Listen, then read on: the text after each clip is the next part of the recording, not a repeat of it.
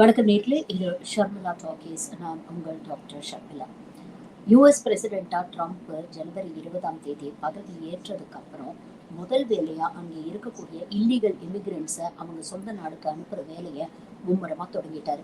In fact election campaign போதே அவர் முன் வச்ச முதன்மையான முழக்கம் என்னன்னா, நான் ஆட்சிக்கு வந்து பிரசிடென்டா பதவி ஏற்றதுக்கு அப்புறம் இங்க இருக்கக்கூடிய இல்லீகல் இமிகிரண்ட்ஸ் எல்லாம் முதல்ல நான் நாடு கடத்துவேன் அப்படிங்கிறது தான் முழக்கமாக வச்சே அவர் வந்து எலெக்ஷன்ல கண்டெஸ்ட் பண்ணாரு.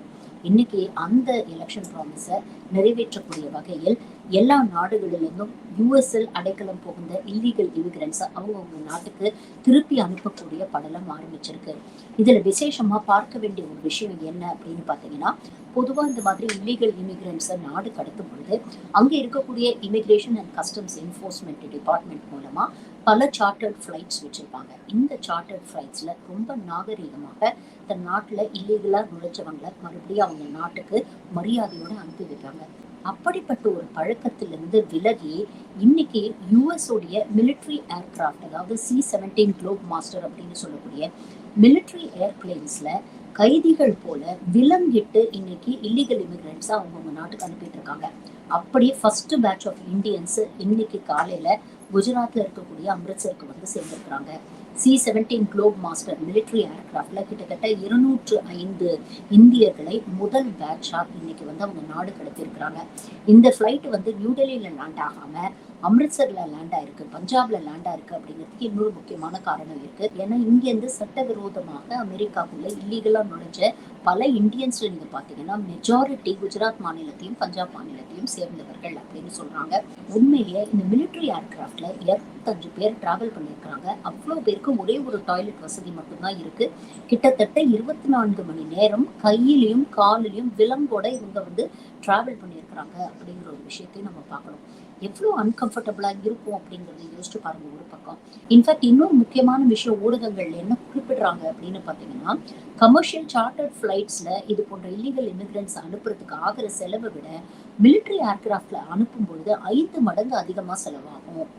அப்படி இருக்கும்போது ஏன் யுஎஸ்ஐ சேர்ந்த அத்தாரிட்டிஸ் இப்படிப்பட்ட ஒரு முடிவை, இப்படிப்பட்ட ஒரு ஸ்டெப்பை எடுக்கிறாங்க அப்படிங்கிற ஒரு விஷயத்த கேட்கறாங்க. இது மட்டும் இல்லாம இன்னொரு பக்கம் பாத்தீங்கன்னா, இந்த மாதிரி இல்லீகல் இமிகிரண்ட்ஸ்ல கை காலெல்லாம் விலங்கு மாட்டி அவங்கள மிலிட்ரி ஃபிளைட்ல ஏற்றக்கூடிய வீடியோஸை யுஎஸ் ஒயிட் ஹவுஸ் உடைய அபிஷியல் எக்ஸ் தளத்திலேயே வந்து இந்த ஃபுட்டேஜ் எல்லாம் வெளியிடுறாங்க.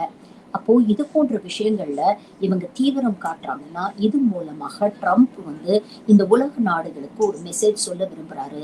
இது ஒரு சிம்பிளிசம் அப்படிங்கிற ஒரு விஷயத்த சொல்றாங்க. எங்க நாட்டுக்கு இல்லீகல் இமிகிரண்ட்ஸ் எந்த நாட்டுல இருந்து வந்தாலும் அதை அமெரிக்கா பொறுத்து கொள்ளாது.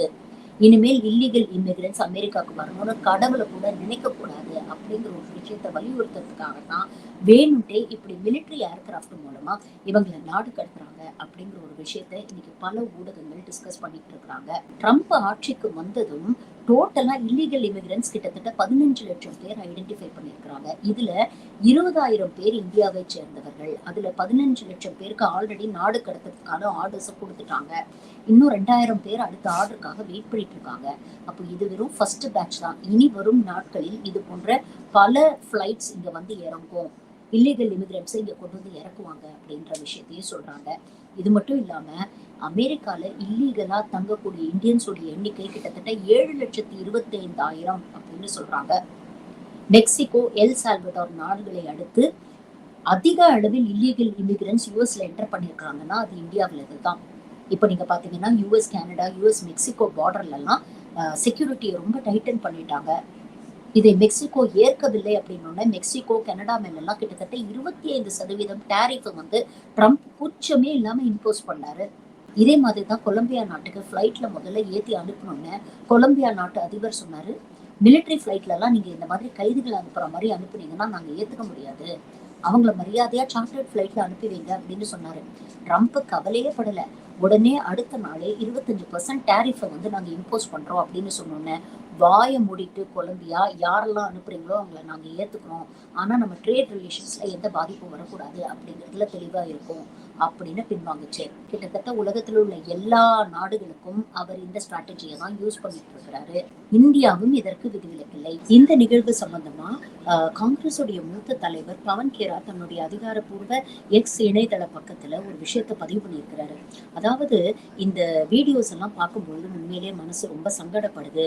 எனக்கு அப்போதான் காங்கிரஸ் ஆட்சி காலத்தில் நடந்த ஒரு சம்பவம் ஞாபகத்துக்கு வருது. அதாவது டிசம்பர் 2013 இந்தியன் டிப்ளமேட் தேவயானி கோப்ரகாடி அப்படிங்கிறவங்களை வந்து ஹேண்ட்கஃப் பண்ணி, அதாவது கையில் விலங்கிட்டு ஸ்ட்ரிப் சர்ச் பண்ணாங்க அமெரிக்கா. உடனே இங்கே இருக்கக்கூடிய காங்கிரஸ் அரசாங்கம் எவ்வளோ ஷார்ப்பா அதுக்கு நாங்கள் ரியாக்ட் பண்ணோம் அப்படிங்கிறத நான் ரிகலெக்ட் பண்றேன்.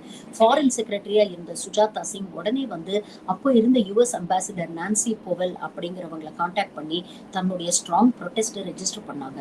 அது மட்டும் இல்ல, இங்கே இருக்கக்கூடிய மீரா குமார், சுஷில் குமார் ஷிண்டே, ராகுல் காந்தி போன்ற மூத்த தலைவர்கள் அப்போ வந்து யுஎஸ் காங்கிரஷனல் டெலிகேஷன் ஒன்று இந்தியாவுக்கு வந்திருந்தது. அவங்கள சந்திக்க வேண்டிய ஒரு ஏற்பாடு செய்யப்பட்டிருந்தது. ஆனா இந்த காரணத்தினால இவங்க வந்து தங்களுடைய ப்ரொடெஸ்டை ரெஜிஸ்டர் பண்ணி அவங்கள சந்திக்க மறுத்துட்டாங்க அப்படிங்கிற விஷயத்த பதிவு பண்ணியிருக்கிறாரு. அதே மாதிரி அப்போ டாக்டர் மன்மோகன் சிங் அவர்கள் பிரதமராக இருக்கும்பொழுது இந்த விஷயத்தை நேரடியாக கண்டித்து அறிக்கை வெளியிட்டார். அதே மாதிரி இங்க இருக்கக்கூடிய யுஎஸ் எம்பசியை சேர்ந்த அபிஷியல்ஸ்க்கு ஃபுட், ஆல்கோஹால்லாம் இம்போர்ட் பண்றதுக்கு நிறைய சலுகைகள், கன்செஷன்ஸ் வழங்கப்பட்டது.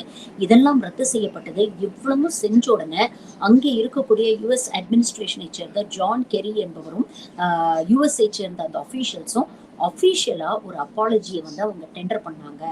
நாங்கள் இது செய்தது தவறுதான், இதற்கு நாங்கள் வருந்துகிறோம் அப்படின்னு அபிஷியலா அவங்க சொன்னதுக்கு அப்புறம் தான் நிலைமை வந்து சீராச்சு அப்படிங்கிற ஒரு விஷயத்த பதிவு பண்ணியிருக்கிறாரு. இந்த அளவுக்கு ஒரு இந்தியருக்காக ஸ்ட்ராங்கா ரியாக்ட் பண்ணியிருக்கு அப்போ இருந்த காங்கிரஸ் அரசாங்கம். ஆனா இப்ப இருக்கக்கூடிய மோடி அரசாங்கம் சப்த நாடுகளையும் மூடிட்டு கம்முன்னு வேடிக்கை பார்த்துட்டு இருக்கு. இன்ஃபேக்ட் ஒரு படி மேல போய் வெளியுறவுத்துறை அமைச்சர் ஜெய்சங்கர் எப்படி ட்ரம்புக்கு சப்போர்ட் பண்றாரு அப்படின்னு பார்த்தோன்னா, நியாயம் தானே, இல்லீகலா போனவங்களை திரும்பி அனுப்புறாங்க, அவங்களெல்லாம் ஏத்துக்கணும் தானே அப்படின்னு சொல்றாரு. அவர் சொல்றதுல எந்த மாற்று கருத்தும் இல்ல. இல்லீகலா போனவங்களை நாம திரும்பி ஏத்துக்க வேண்டிய கடமை இந்தியாவுக்கு இருக்கு. ஆனா அவங்களை எவ்வளவு மரியாதையோட அவங்க அனுப்பி வைக்கிறாங்க அப்படிங்கிற விஷயத்தையாவது நீங்க கேள்வி கேட்கணும் இல்லையா? கைதிகள் மாதிரி கையிலையும் காலிலையும் விலங்கிட்டு ஒரு மிலிட்டரி ஏர்கிராஃப்ட்ல 200 பேர் ஒரு டாய்லெட் வசதியோட இவ்வளவு கேவலமான கைதிகள் மாதிரி, கிரிமினல்ஸ் மாதிரி அவங்களை அனுப்பி வைக்கிறது எந்த விதத்துல நியாயம் அப்படிங்கிற ஒரு அடிப்படை கேள்வி கூட இன்னைக்கு மோடி அரசாங்கம் கேட்க மறுக்கிறது அப்படிங்கறதுதான் உண்மை. வரவங்களை இந்த அரசாங்கம் என்ன பண்ணும் அப்படிங்கிற ஒரு கேள்வி இருக்கியா? வரவங்களை ஃபர்ஸ்ட் வெரிஃபை பண்ணுவாங்க, ஐடென்டிட்டி எல்லாம் செக் பண்ணுவாங்க. இவங்க உண்மையிலேயே இந்தியர்கள் தானா, அவங்களுடைய ஐடென்டிட்டி என்ன, அவங்களுடைய அட்ரஸ் என்ன, லொகேஷன் என்ன, இதெல்லாம் வெரிஃபை பண்ணிட்டு தான் இந்த நாட்டுக்குள்ள அவங்களை அக்செப்ட் பண்ணிப்பாங்க. அது மட்டும் இல்லாம இவங்க எந்த சேனல் மூலமா, என்ன இல்லீகல் சேனல் மூலமா இவங்க யூஎஸ்க்கு போனாங்க அப்படிங்கிற அந்த இல்லீகல் சேனல்ஸை கிராக் டவுன் பண்ண வேண்டிய ஒரு வேலை இந்திய அரசாங்கத்துக்கு இருக்கு. இன்னொரு பக்கம் இந்த இல்லீகல் இமிகிரண்ட்ஸா இங்கேருந்து போகுது இந்த சங்கி கூட்டம், அதுங்களும் சங்கி கூட்டம் தான். ஏன்னா இதுங்கெல்லாம் போய் யூஎஸ்ல உட்காந்துக்கிட்டு அங்கேருந்து மோடிக்காக ஃபயர் விட்டுட்டு இருக்கோம் சோசியல் மீடியால. ஆஹா பாருங்க, இந்தியால அம்ரித் கால் வந்துருச்சு, ஆஹா பாருங்க இந்தியா விக்சித் பாரதா மாறிடுச்சு, ஆஹா பாருங்க மோடி வந்துதான் தொங்கி போன இந்தியா மானத்தை தூக்கி நிறுத்தினாரு அப்படின்னு எல்லாம் மோடிக்காக ஆதரவு கொடுத்துட்டு இருந்த கூட்டம் தான் இன்னைக்கு அவங்க வந்து கைதிகள் மாதிரி திருப்பி அனுப்புறாங்க. சரி, வந்து இறங்குறவங்களுக்கு என்ன பண்ண போறீங்க? இங்க இருக்கிறவனுக்கே வேலை இல்ல, வருமானம் இல்ல, வாழ்வாதாரம் இல்ல. இதுல அங்கேருந்து வரவனும் இங்க வந்து இந்த ஜோதியில ஐக்கியமாக போறாங்க. அவங்களுக்கெல்லாம் வேலை வாய்ப்பு, வாழ்வாதாரத்தை உறுதி செய்ய இந்த அரசாங்கம் என்ன பண்ண போகுது?